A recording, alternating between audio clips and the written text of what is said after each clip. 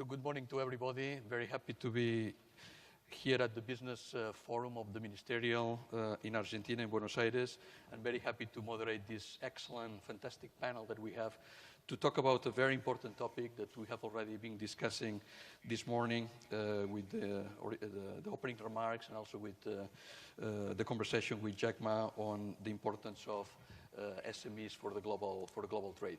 Let me just make a very quick introduction to the topic, just maybe repeating some of the facts that shared with you this morning. We know that SMEs are critical for sustainable growth in most economies of the world. We know that they represent around 90% of the companies, almost of every country, developing or developed country in the world. They represent around 60% of employment.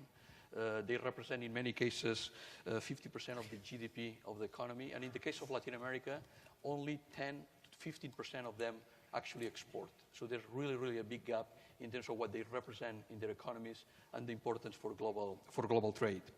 And the ones that export, those are the firms that are paying higher wages. They are the more productive in the economy, and usually they are the ones who actually have more sales. And I think what we have here is an opportunity. It's a perfect timing, perfect storm, I will say almost, to take advantage of what that we're experiencing in the global economy, so that these firms really take advantage of the opportunities that they have. The technological advances that we are discussing here in the WTO, especially the potential for using the e-commerce platforms that we will be discussing in this panel, and other types of technologies that are allowing companies maybe not export directly, but export linking them to the global and the regional value chain, are critical elements for their success in global trade.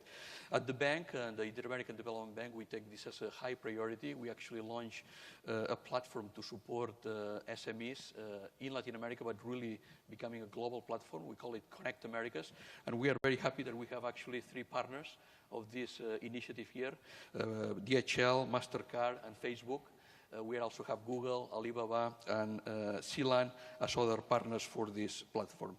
Let me start with asking some of the panelists, and I'll ask them to be very open to share some of the views. But maybe Pablo and Sarah, if you could share first for the audience, what do you think are really the most important barriers that the SMEs face in order to get into the global markets or expand when they are already in markets, how they can actually expand their presence in the international markets?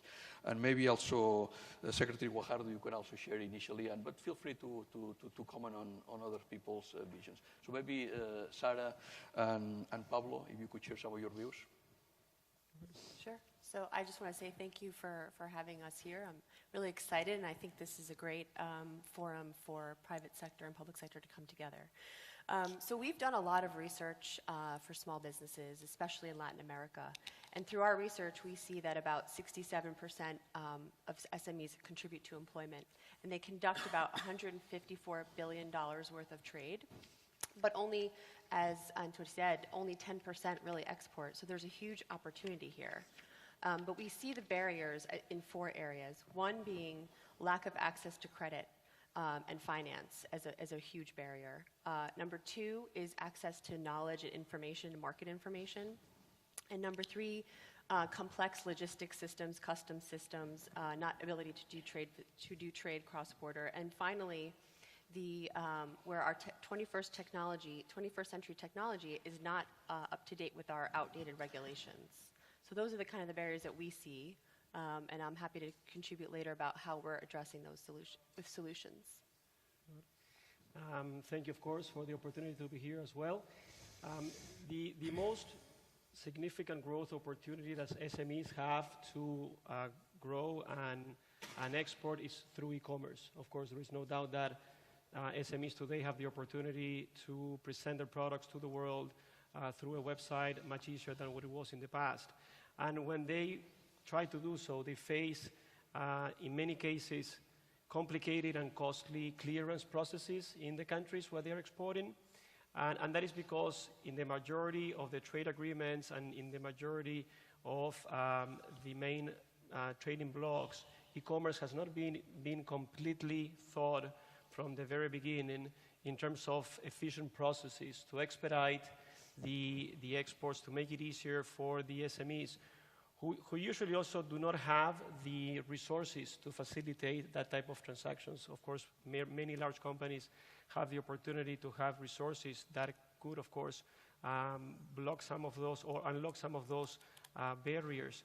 But in the case of e-commerce for SMEs, they are still facing inefficient processes, meaning lack of data for pre-clearance before those shipments arrive into the destination country, too much paperwork, unnecessary inspections. So those are the barriers that some of the SMEs are experiencing when they try to especially grow through international trade in e-commerce. Secretary Guajardo. I think that when we talk about the SMEs and the role and link to the economy, we have to divide the challenge in two big sets of issues. In the Mexican experience, when we did the first big opening of the Mexican economy in 1994, after negotiating the first NAFTA, we found that although we ask entrepreneurs to compete with the most competitive region in the world, we did not allow them to liberalize internal markets. So the first challenge was that in 1994, we really did not do a homework that took us 20 years to accomplish, which was to strengthen competition laws, antitrust, to really level the playing field on access to credit, to really deregulate and make the energy sector open for private investment, domestic and foreign. And you can see the results. Because when you look at the very good results of NAFTA 20 years after, you see a very small participation of SMEs in the economy. The European model, the US model, England, Spain, in Europe, they have a lot of SMEs part of the success of exports in Europe, even Italy. But in the Mexican case, SMEs that wanted to be in global value chains were facing higher prices for electricity than their competitors on the other side of the border. They were getting very expensive inputs that were highly concentrated in markets, like in the telecom market for internet that is so essential in today's world for production and commercialization. And therefore, the first task that we had to do is a package of economic reforms that were directed to leveling the playing field.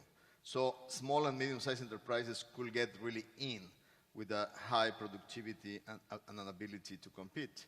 Once you accomplish that first task that is essential, then you have, in parallel, make an effort to really improve the conditions for regulatory practices within the economy to favor financing for SMEs, to favor how can you invest in the way to really train and help them to become successful within the market and help them to be part of the export capacities of the country.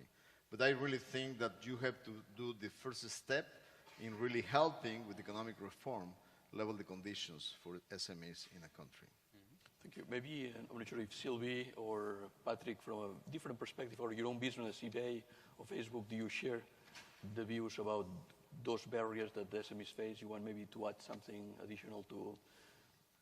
I think these are really good examples, and we see that from our end. I think it's important to have perhaps some context. We think of Facebook as a place to connect with friends and families, but it's also the place where businesses establish a presence. And our goal is to help businesses find customers, and we do that. And many times, those customers are outside of their city, outside of their country. In fact, we did a survey just this past month, and 70% of small businesses on Facebook say that through Facebook, they're able to find new customers outside of their city, which is great for small businesses. We think of small businesses as the local place, the local mom and pop, but through this platform, they're enabled to sell externally. And I met recently a Mexican entrepreneur in Zacatecas, Johan Montoya. He does leather goods, and he basically films when he's producing those leather goods, and people like it in the US. It's essentially cowboy. They call it moños charros, but I think that's a Mexican term. It's cowboy material and leather goods. And he's able to sell to the US fairly easy, but then to Canada, he faces greater barriers. So the things that we're exemplified here are the barriers that we're hearing from SMBs themselves directly. They're able to find the customers. It would be great on the regulatory side if they could have less barriers to enable that sale to complete. Sylvie and Sylvie, please. What I would add, in addition to access to reach and customers, global payments, facilitating payment, logistics, is also the basic access to global internet. High speed, low cost, without gatekeepers. We take it for granted in many of our markets, but it's not a reality everywhere, and that's part of the basics. But we believe that if you're able to address those 4 enablers, in addition to, I would say, harmonization of tax structures and custom procedures, you can really enable a different type of trade. And we see that every day. I mean, eBay has been built as a global platform from day one. And when you enable those principles, people will export. Small, micro enterprises are going to export, leverage this opportunity.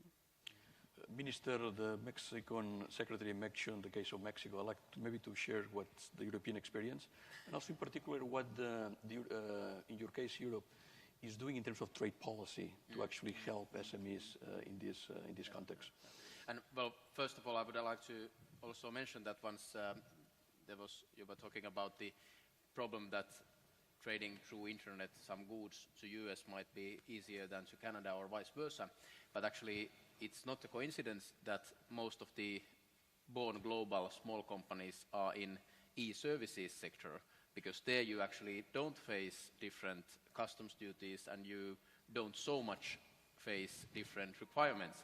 And actually, for most of you, probably this WTO conference is quite theoretical and nothing with practice, but actually this fact that you don't have customs duties for e-services is based only on the fact that there is a moratorium agreed in WTO for e-services about our customs duties, and actually one acute question for these days is now that whether we find a way to extend that moratorium or not. So don't take things for granted, but we must fight for these things together with my colleagues. And of course, it's also ridiculous that we are living in 2017 and we don't have broader global rules in WTO about e-commerce and e-services. That's something that we should do, but somehow we are stuck to agriculture and fishery and such items. When in Europe, well, in trade policy, definitely the non-tariff barriers are the most important problems for SMEs because they have less resources, less lawyers, and so on. And now, for instance, our newest agreement with Canada, which is now in preliminary application already from September, it tackles much more this kind of double certifications and double testing requirements. For instance, I was in Canada a few months ago with 25 Finnish companies and quite small companies selling, for example, bioenergy solutions, and they traditionally face requirement of testing again the power plant technology there, which might cost 1 million or 500,000 euros, and if you don't have a clear market opportunity yet, you don't do the test, but you don't enter the market without doing the test. And now with CETA agreement with Canada, this will be history. And similar things now with Japan, and hopefully we would enter also Mercosur agreement already fast and update the association agreement with Mexico as well to tackle these issues, that it will be easier for local companies to come to Europe without double requirements of non-tariff barriers.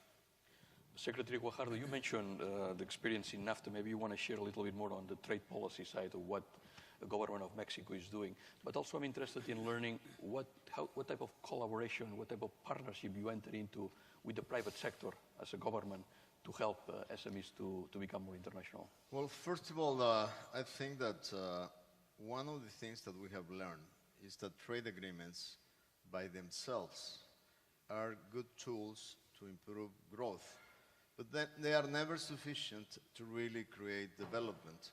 So public policy can never be replaced just by trade policy. Development policy has to be just complemented with internal public policy. And in that challenge, I think that trade agreements can improve their quality, and they have been doing so through the last couple of decades. As a matter of fact, NAFTA was one of the first trade agreements that included non-trade traditional items in an agreement like labor, environmental rights.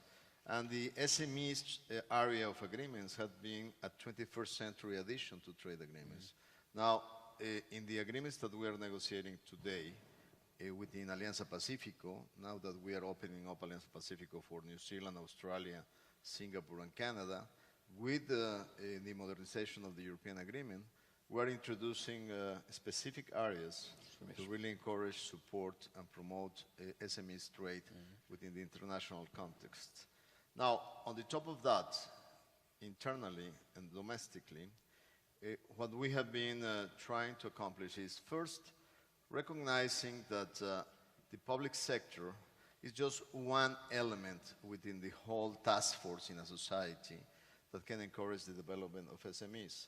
When we came into government 5 years ago, the first thing we did is open a dialogue with NGOs and private society that had invested a lot of time, efforts, and resources to really build a network to support SMEs in Mexico in order to team up. So we created a big group of actors in the Mexican society that had to do with financing, capacity building, training, and really helping in the system how to encourage the development of SMEs. Within the government, obviously, you have tools and policies. We created the National Institute of Entrepreneurship with two basic possibilities of support. Direct help, financial help, creating funds.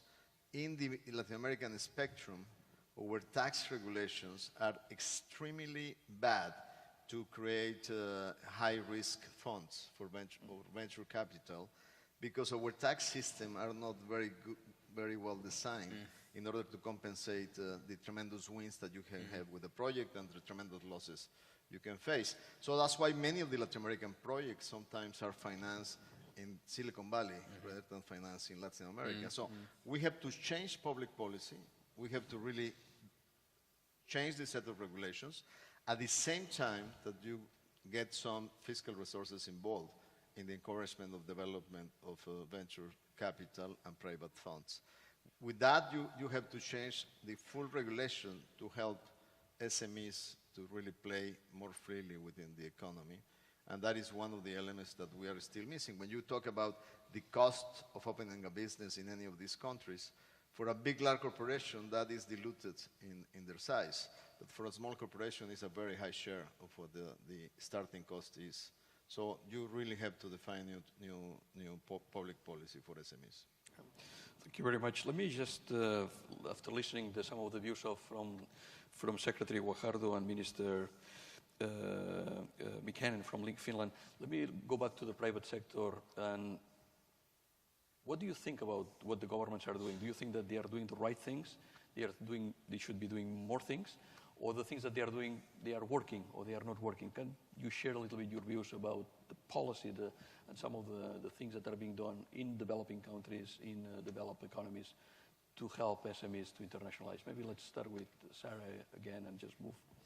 Sure. I think from a trade policy perspective, and I just want to say, as MasterCard, we are a global company, and we rely on the WTO and the global rules and the trading system to promote the free and fair trade around the world.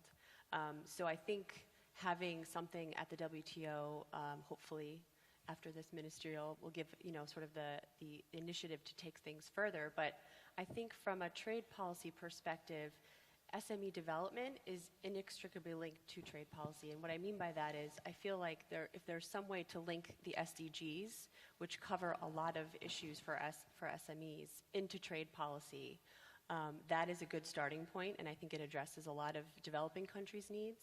But there are three main areas where I think trade policy needs to address, and one of them is connectivity. So making sure there's an internet for all, open and free internet rules.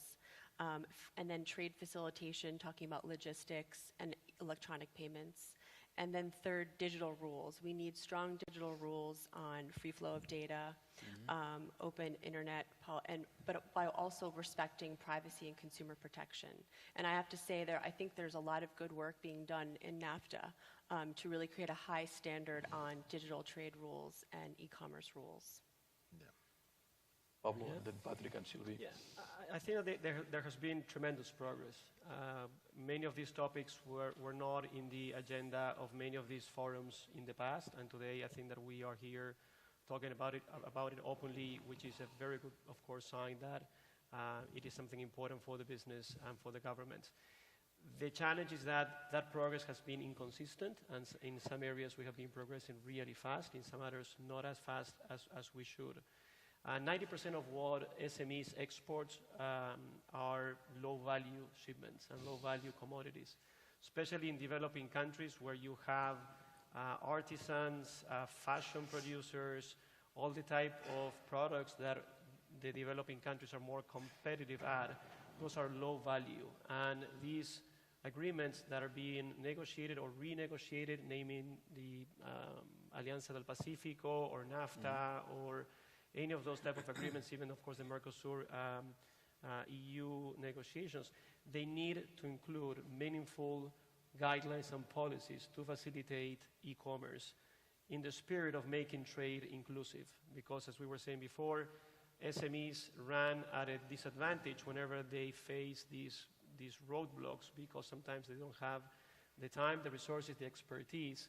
Although we, as a company, we are helping them, we are educating them, we have specific programs targeting PYMEs to help them not only with special tariffs, but also with education, webinars, and anything that they need to do in order to export globally. That is not enough. And that's why, again, it's critical that for low-value shipments across the world, across all of these trade agreements, we have consistency in the way that the process is simplified and make it easier for SMEs to export. Mm-hmm. Sylvie? Yeah. Yes, what I would add is, I mean, the micro and small, medium-sized enterprises, the main issue that they face is that the global trade, the way it has been set up for years now, for almost centuries, has been designed for large companies moving huge volumes across ports, across border, where, think about the container ship revolution, where the cost of moving an item on a per unit basis is close to zero. If you're a micro, small enterprise, that's a very different reality for you. Whether you have access to trustworthy cross-border payment options, whether you have access to information about tariffs, whether you understand how to move at a low cost an item from one country to another.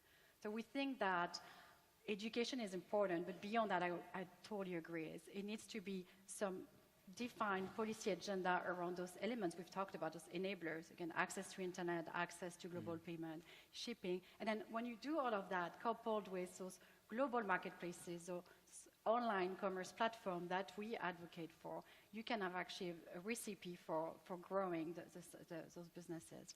And what I would add is interesting, because we talked a lot about emerging markets, and we have tons of data. We just recently released a research for Latin America and the Caribbean small online business report that shows that small, medium-sized companies, actually not small, we're talking about macro companies that do about $10,000 of sales a year. When they're enabled on eBay, they tend to export to 23 countries, foreign markets. If you compare with traditional exporters in the same countries, they export to 2 to 5 foreign countries. So you see that when you give them those tools, they do export. And what's interesting, I would add, is when you look actually at the sales growth rate of those exporters enabled on eBay or on other platforms for that matter, but they tend to actually grow faster than their local economic averages. So it's definitely one way to really create that more inclusive global trade. And if you allow me, I would also add that I think it's important for developing economies, and we talked a lot about that, how it can create wealth and growth. But even in developed countries, we have countless stories of individuals, very small companies in remote places in the US, in France, in the UK, that actually make their living on our global platform. And I think in the light of those quite alarming numbers around job loss from automation and AI in the future, I think equipping those individuals with the ability to develop your business online, whether you're in Kenya, in Argentina, in Chile, in the US, in Detroit in the US, is going to be key to help, I think, navigate the transition through those, Excellent, times. excellent comment, Sylvie. Maybe Patrick, do you want to? It's amazing how I think aligned we are and perhaps optimistic about the future. And encouraging that the agenda is very much on jobs and small businesses, and hopefully that optimism carries over to the negotiations that you guys are working on. So good luck on that front. Perhaps counter Jack Ma's more pessimistic views from earlier today would be helpful. From our end, it might be a bit controversial in these days, in the time we live in, but Facebook's mission is now trying to build community and bring the world closer together. And I think SMBs, small businesses, micro businesses across all these countries are an integral part of that. And since we're in Argentina, I'll just use an Argentine example just to illustrate. Today, a population of about 40 million here in Argentina, just over 31 million people are on Facebook today in Argentina. So that's a market potential for Argentinian businesses that they can sell. Now, there are 142 million people outside of Argentina already today connected to businesses in Argentina today on Facebook. So that's a market potential that they have, and our goal is to help them find those customers. They're already connected to them, help them sell. And I think it's good to, when government does something right, we should obviously praise that. In Argentina, they recently passed this law for SMBs that today they can export using couriers as opposed to the more costly customs processes. So that's an example that we're seeing that enables small businesses, whether they be on eBay or using MasterCard, whatever way they're finding these businesses to sell. And hopefully, with the agenda, I think that we're all aligned here. We can do more of that to counter the job losses that we see in the future. Maybe Minister, Secretary, do you have any reaction to some of the things that have been shared, Minister? Yeah. Yes, very important points, and maybe a few remarks that, first of all, when we are talking about internationalization of SMEs, it also means financing. The growth needs financing, and in Europe especially, once the banking legislation has now been much harder than 10 years ago after the financial crisis, and the banks are taking even less risk from growth financing of SMEs, and we are lacking similar kind of capital markets as in US traditionally. So for instance, in Finland, it's been one of the key drivers to make possible our startup boom currently, that we have shifted quite much the public R&D funding, which 10 years ago was a bit exaggeratedly financing Nokia's R&D in Helsinki. Now it's half of it goes to SMEs and actually 1/4 to startups, which is large amount, about 200 million euros per annum to Finnish startups. And now we had a slush happening 2 weeks ago, 20,000 people gathering to Helsinki during the time when the weather is at its worst, and this could have been impossible to imagine that this would happen 10 years ago. So we need this public financing more to SMEs for them to be able to take a leap forward to become global. Another thing is that actually, especially in technology sector, we need faster immigration possibilities for those knowledgeable individuals. For example, when Supercell or Rovio creates Angry Birds or Clash of Clans or Heyday games, fortunately they can sell them globally without duties, but the problem is how to get in 1 month a significant guy from Korea or China or US to Helsinki. And large corps as Nokia, they have resources and lawyer armies to deal that with immigration center, but small companies don't, and that's why we need to be giving startup visas and that kind of things, which we are actually launching now in January in Finland. And then the third thing is that, especially when we talk about traditional areas, but also in e-commerce areas, so we need door openers, and that's why we are actually going from here to meet the Argentinian ministers with some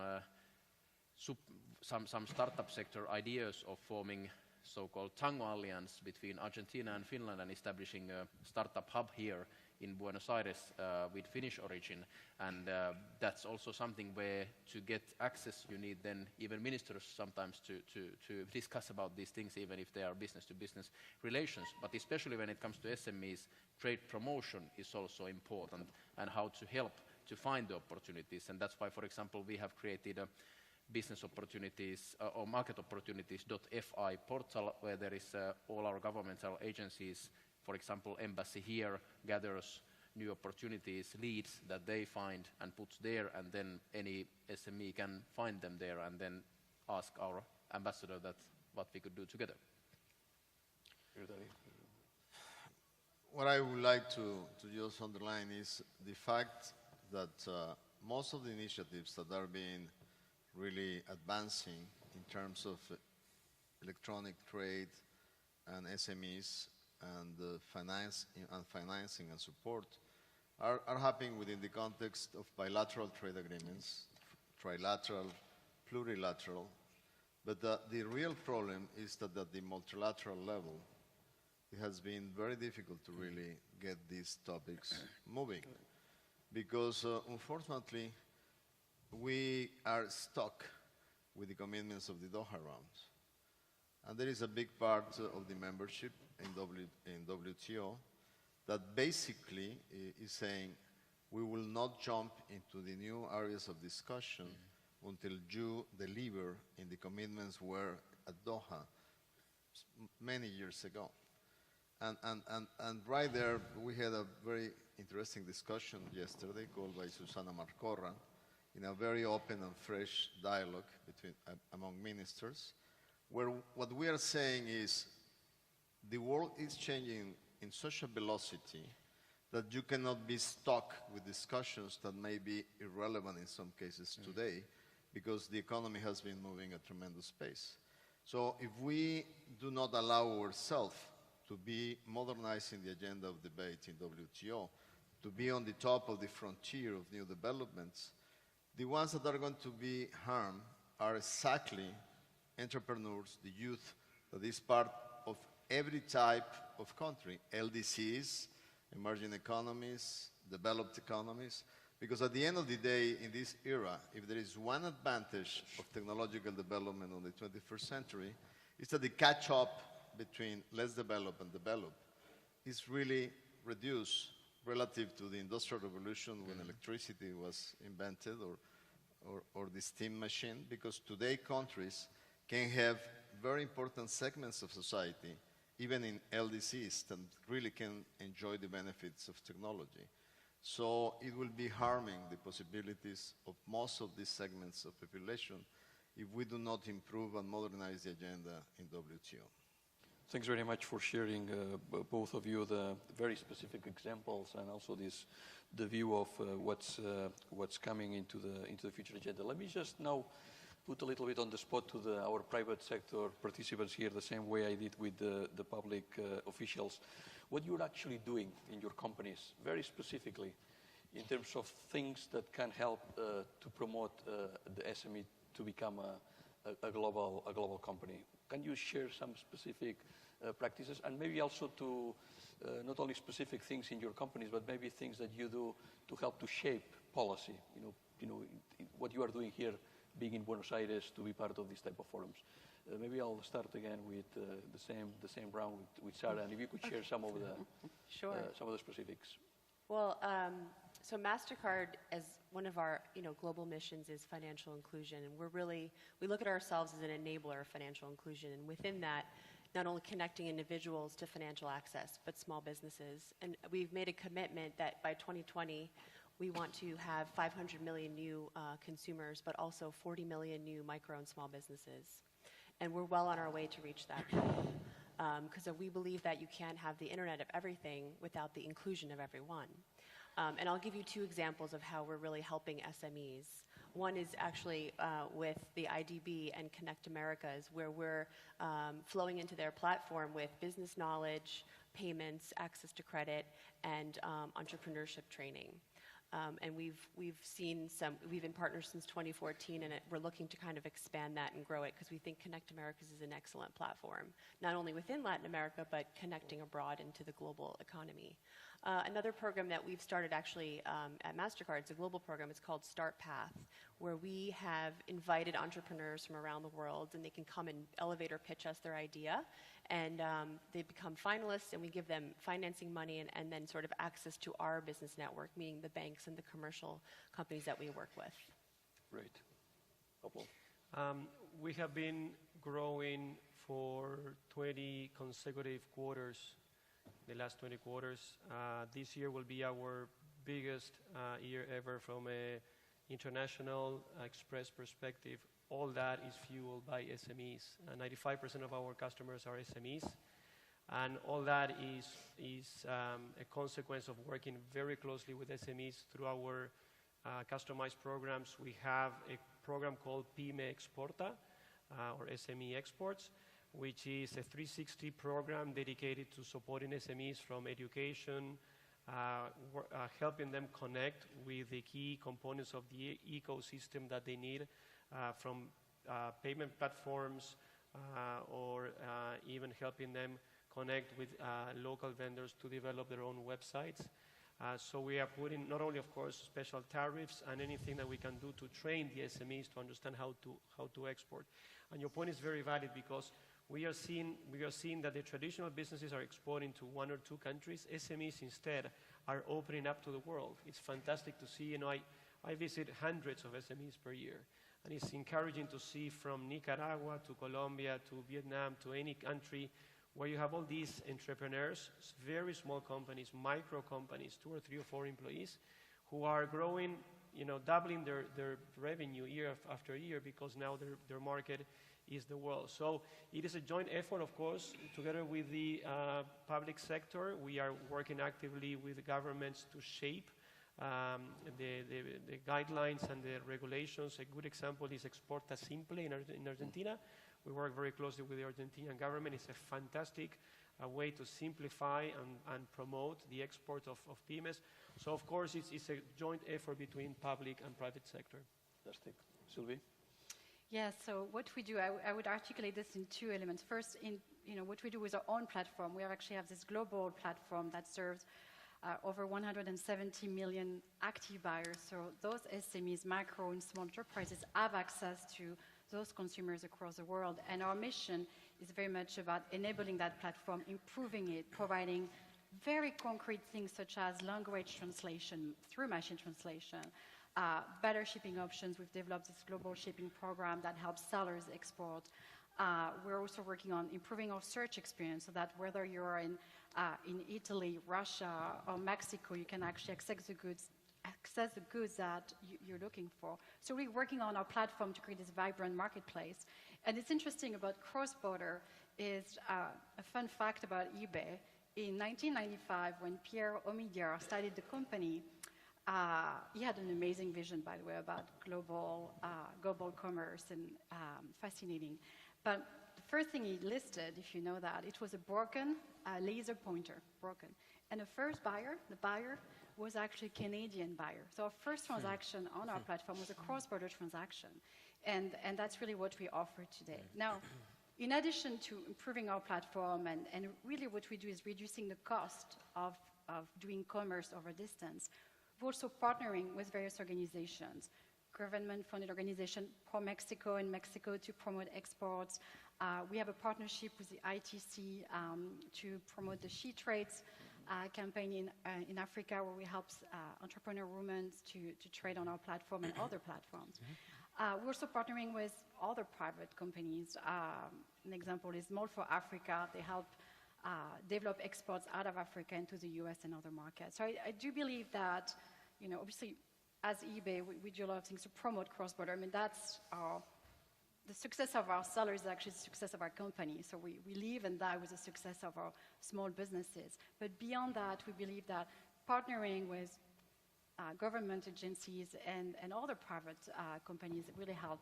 And beyond purely education, as I want to stress that, it has to go beyond education and awareness. It's important, but we really want to push for more harmonization, specifically around custom.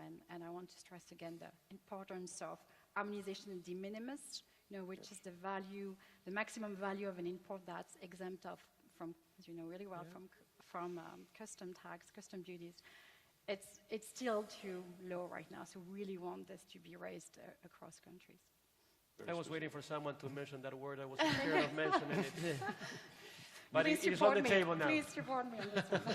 You can elaborate on that. Full agree on that. Of course, it's a key way to promote trade of SMEs and simplify the processes. We have a lot of discrepancies in terms of low value de minimis around the world. That doesn't help. Of course, whatever barrier we put as an import to our respective countries is something that at some time we're going to be raising a roadblock for our exports. So this has to be, of course, a two-way approach, and it has to be a balance between control and trade facilitation. We are fully aware of the need to balance those two. It's neither nor. It has to be a way that customs organizations need to see their role not only, of course, as controlling whatever comes in and out from a country, but also facilitating trade and not only being a source of revenue, but a huge enabler of trade. That is important as well. I'll go back maybe to the de minimis question that we couldn't avoid to the ministers, but let me hear to Patrick. I thought it was interesting, Minister Guajardo talking about how the world is changing. We heard from Jack Ma earlier today how he doesn't like the PC, he only likes a cell phone, and I just look across the audience, everybody has a cell phone in their hand, very few laptops today. That is the world we're in today. Everybody is on their phones, from Africa to the emerging markets, mature markets. The phone is where people are. Small businesses, I think, understand that they need to be there to be where their customers are. But the feedback that they give us, it's not easy to be on mobile. They're not programmers by nature. How can they be where their customers are? And that's what we're trying to help on the Facebook side, is by offering free pages. It's a way for small businesses to have a presence on mobile. So today we have 70 million small businesses today active with a free page. It's a way to connect with the 2 billion customers that are out there. It's a way for them to engage. So that's the first and most important thing, is giving them this presence online where their customers are. But then what do you do with that presence is what we're trying to do, and helping with governments, be it in Argentina, be it in Mexico, bringing this knowledge to them, be it with Boost Your Business, these events trying to bring knowledge, bring education, helping small businesses to sell online, helping them create those mechanisms. That's one of the big areas that we're focused on, is trying to empower small businesses to grow. That's our focus today. And not only small businesses, we have other specific programs. It was interesting to hear about the She Trades. We have one that's similar called She Means Business. It's really trying to empower women entrepreneurs, because we know that's a big driver of growth in communities, and we're very focused on that. So it's nice to see that we have a lot of alignment here in trying to promote the growth of small businesses. Thanks for sharing these very specific things that you are doing in your own companies. Maybe I'd like to hear from the Minister and the Secretary, maybe on the de minimis question, if you have anything to say, where you think that there's some progress could be made. Since I'm negotiating 7 trade agreements that I have to do with the minimis in the firm. But also if you could react to some of the things that have been said by the companies here. Is there any additional suggestions that you may have on what the private sector should be doing more or better with you, maybe? Basically, I mean, I take the de minimis question. What happened when you are dealing with the amount that you were allowed for entrance without any type of restrictions of paying duties or taxes? You have to be mindful of 2 things. When Mexicans buy things in any of the platforms for e-commerce, either from the US or from anywhere else, when you are talking about electronics, new technologies, I mean, it makes no difference, because at the end of the day, the system commercializes those products directly. And that's the most traded things that happen in the internet. Now, the problem that this arises when you have sectors like textiles, shoes, that are very sensitive in your countries. Then you have to be very careful, because, just to give you an example, a kickoff position in this renegotiation of NAFTA was that we should raise the de minimis to $800. Now, can you imagine how many cotton shirts can be put in a package of $800 coming from Asia?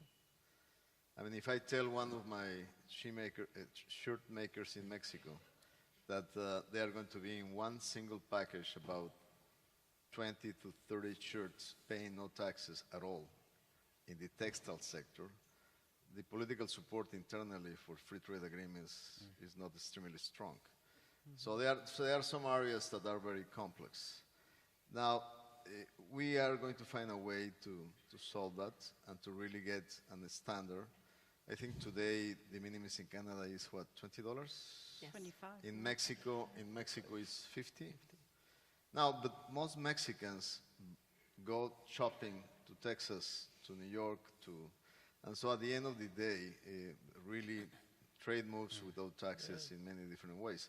Now, and at the same time, the other time I was discussing this with my colleagues in Washington. I was reading a tweet by President Trump accusing one of the most powerful sellers for e-commerce in the US, saying that they were killing jobs in the small towns. So I showed the US negotiator, is it this consistent what you are telling me in the negotiating table? I mean, I don't find that you are aligned with your president. I don't either agree with the president, but it's a way to work in negotiations. But at the end of the day, what you want is a level that can help you develop business without extra burdens and to really easy things up. You cannot go extremely high because you have some sectors that will have problems. But you have to make it big enough to let things really move with efficiency in economies. Yeah, and also acknowledge, of course, the pressure that creates this defensive interests and de minimis rules. On the other hand, I would say that, for instance, in Europe, when we have the internal market in Europe created, there is also very different economies in different developing phases, as like, let's say, Bulgaria or Romania and then Germany in the same internal market where you don't have quotas or any tariffs. And still I would say that there has been no like large-scale problem of losing. Quite much the contrary, that the poorer countries have been much faster in their development since they have the internal market in the broad picture. But of course, it's not so easy. Maybe one thing that I would actually add to this is that, of course, with our bilateral free trade agreements, which we have been quite successful in recent times, Canada, Japan, hopefully Mercosur, and then Australia, New Zealand, we cover already, actually go around US and cover all the economies around that, and hopefully then with US quite soon also.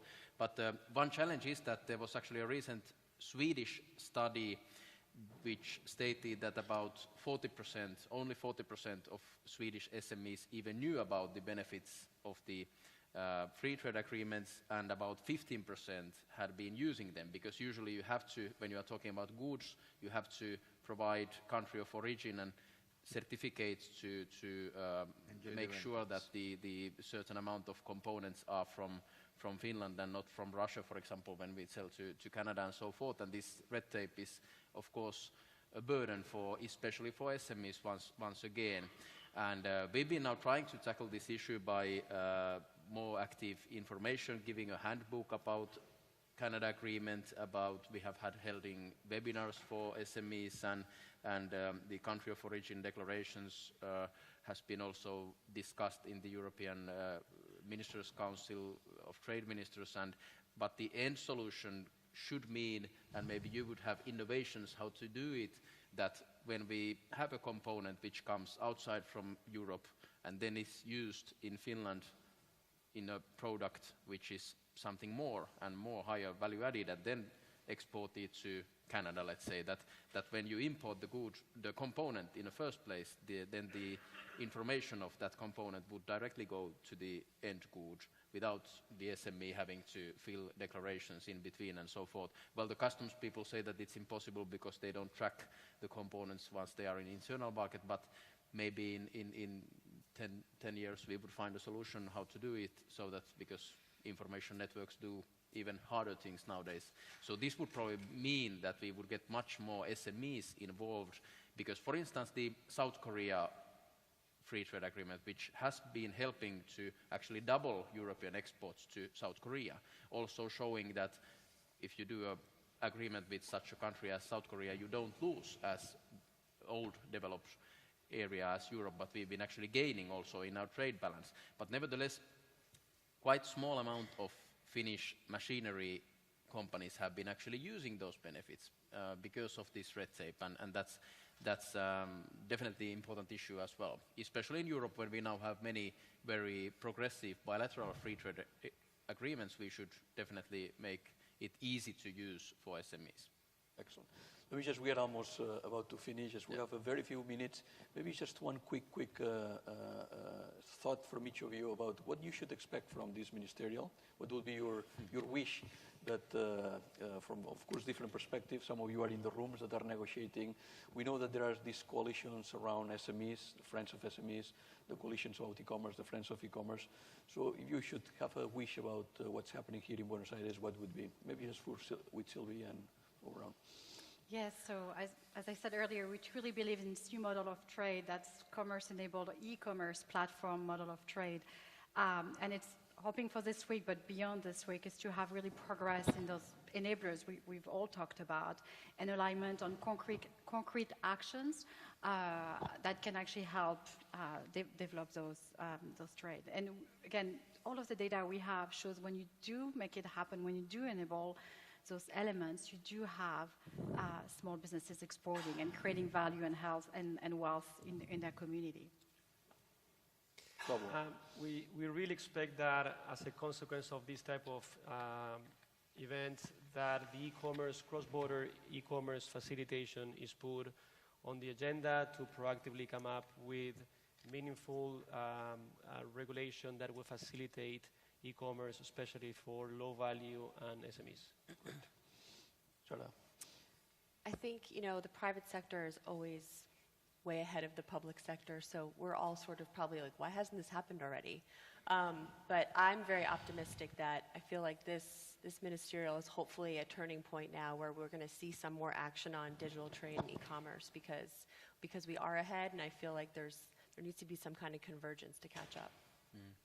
Well, the lowest target, I think, is the extension of the moratorium of customs procedures to e-commerce, but we should also get some working program for e-commerce agenda, which is still possible from this week. And then, of course, in the background, the main thing this week would create the pressure for us all to notice that we need a global dispute settlement system and a global rules-based system. Nobody in this world is large enough to just push others to obey their rules without having this legitimate system. Yeah, it's Christmas time, so we can ask, we can ask many things. Hopefully, we'll be able to really reinforce the idea that emerging economies, developing economies, LDCs, will be the ones that will lose the most. I mean, they will be in the worst position if we weaken multilateralism in trade issues.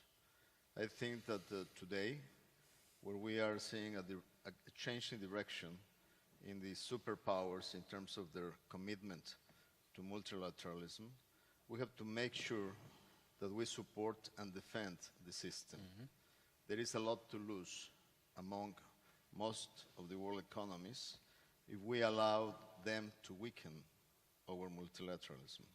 And that includes our work in e-commerce, in the digital economy, in every aspect of it. Excellent. Patrick. I'm sorry for the audience. This might have been the most boring panel ever because we're all aligned in terms of what we want, the growth of jobs and SMEs. I think it's very clear in our different areas we're all hopeful for the same things. And enabling SMEs creates more trade, creates jobs, helps the communities. Just as a data point, we saw in Argentina, out of every 10 SMEs on Facebook, 4 grow jobs because of the access to demand that they found on the platform. So jobs are created in Argentina, in Mexico, and all of these markets.